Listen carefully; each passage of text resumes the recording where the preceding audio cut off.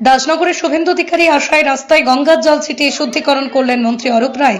বিজেপির পাল্টা মিছিল তৃণমূলের গত শনিবার হাওড়া দাসনগর থেকে কদমতলা বাসস্ট্যান্ড পর্যন্ত বিরোধী দলনেতা শুভেন্দু অধিকারীর নেতৃত্বে কন্যা সুরক্ষা যাত্রা। আজ সেই রাস্তা দিয়ে তৃণমূল কংগ্রেসের পক্ষ থেকে বিশাল মিছিল বের করা হয়। এই মিছিলে মন্ত্রী অরূপ রায়, মনোজ তিওয়ারি সহ সদরের বিধায়করা উপস্থিত ছিলেন। তৃণমূলের পক্ষ থেকে গঙ্গা জল নিয়ে রাস্তায় ছিটিয়ে শুদ্ধিকরণ করা হয়। মন্ত্রী অরূপ রায় বলেন, বিজেপি শাসিত রাজ্যে বাঙালিদের উপর অত্যাচার হচ্ছে, এরই প্রতিবাদে মিছিল।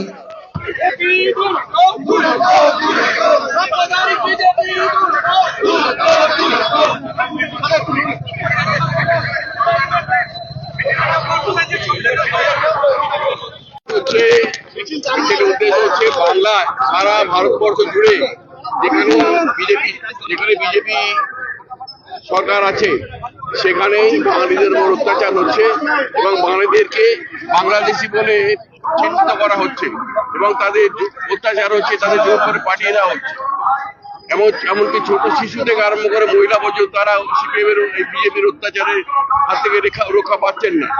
সেই কারণে আমাদের আজকের মিছিল বাংলার মমতা বন্দ্যোপাধ্যায়ের নির্দেশে আমরা সারা রাজ্য জুড়ে বাঙালিদের অত্যাচারের প্রতিবাদ জানাচ্ছি। আর গত কয়েকদিন আগে, গত শনিবার মিছিল করেছে এখান দিয়ে বিজেপি। সেই কারণেই আমরা এখানে গঙ্গা জল ছিটিয়ে সেই অপবিত্র জায়গাটাকে পবিত্র করছি। সেই কারণেই এই গঙ্গা জল